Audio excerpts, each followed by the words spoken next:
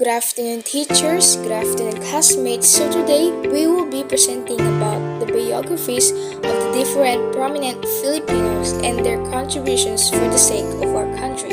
But before we start, let me introduce first our dear members.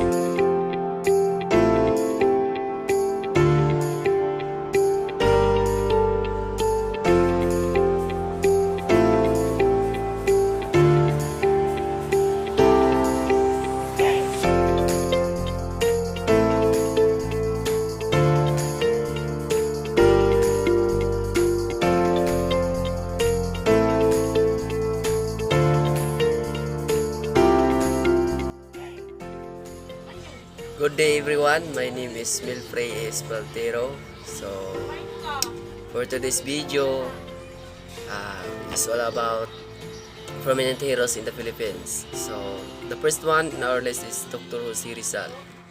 He was a multifaceted intellectual and political activist, best known for his writings that inspired of the Philippines Revolution and ultimately led to his execution by Spanish colonizers. So, Dr. Jose Rizal, full name is Jose Protasio Rizal Mercado D. Alonso Realunda.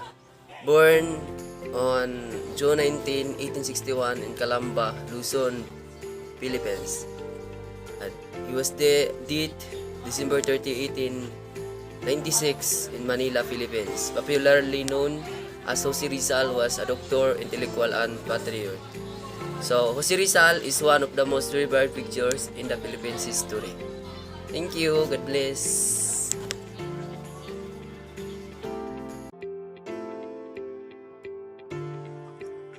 Good day, everyone. By the way, my name is Charity Besasolan. So my topic is all about Sultan Kudarat in 1581 to 1671. Sultan Muhammad Dipatuan Kudarat was the seventh leader of the Maguindanao Sultanate. During his reign, he successfully fought off Spanish invasions and halted the spread of the Catholicism on the island of Mindanao. Much like the other Muslim rulers in the southern Philippines, he was a direct descendant of Sharif Kabungsuan, a Malay Arab noble from Johor who brought Islam to Mindanao between the 13th and 14th centuries. The Sac-Sargent province of Sultan Kudarat is named after him, as is the municipality of Sultan Kudarat, Maguindanao, where his descendants who bear the rank of Dato are current political leaders. Sultan Kudarat allied with the Dutch East India Company for trade.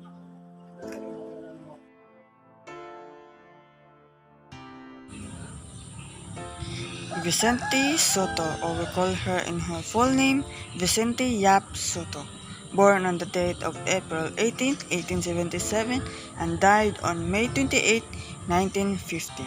He is a writer, a publisher, and a senator.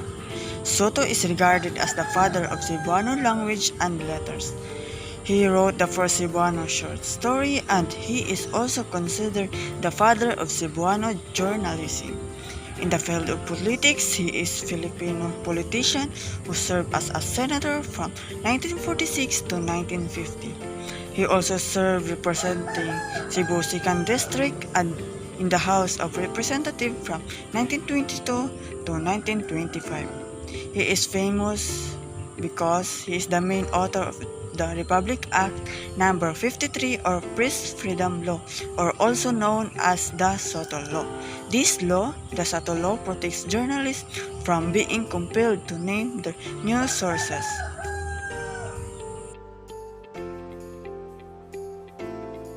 Good afternoon, classmates. I'm Jeff Ayan Ayala, and this is my part of this report. Fernando Amorsolo, born on May 20, 1892 in Calais, Huron, in Paco, Manila, and he died on April 24, 1972. Fernando Amorsolo painted and sketched more than 10,000 pieces over his lifetime using natural and backlighting techniques. His most known works are the Dalagang Pilipina, landscape of his Filipino homeland, portraits, and World War II war scenes.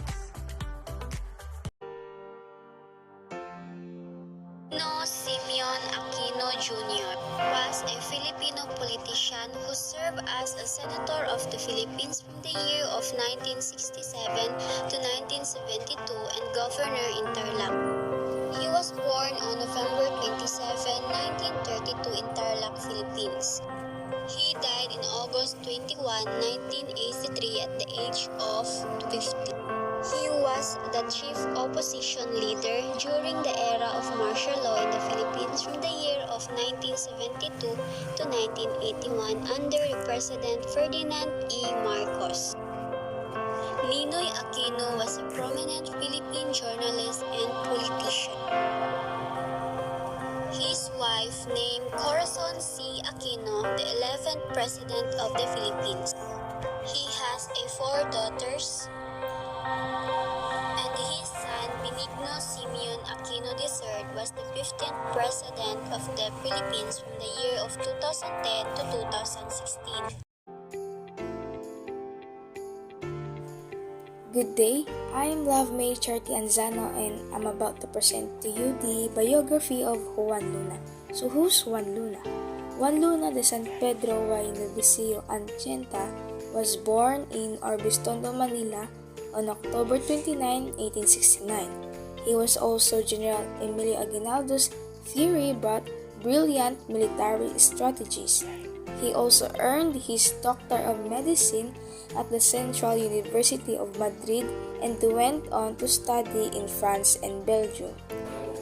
He also painted Spolarium, which is now housed in the Philippine National Museum. So this is the famous painting of Juan Luna, the Spolarium. He worked on canvas for 8 months to complete the painting, which also depicts dying gladiators. Luna entered the painting in the Exposition Nacional de Bellas Artes in Madrid in 1884, where it won the first gold medal. The Spolarium also, together with the other works by the Spanish Academy, was on display in Rome in April 1884. It also depicts a scene in Roman circus where dead gladiators are stripped of their weapons and garments. So Juan Luna wrote under the pen name Taga-Ilog for Las Solidaridad and also ran the newspaper La Independencia. He was also deported to Spain in 1897 and imprisoned in Carrel Modelo de Madrid.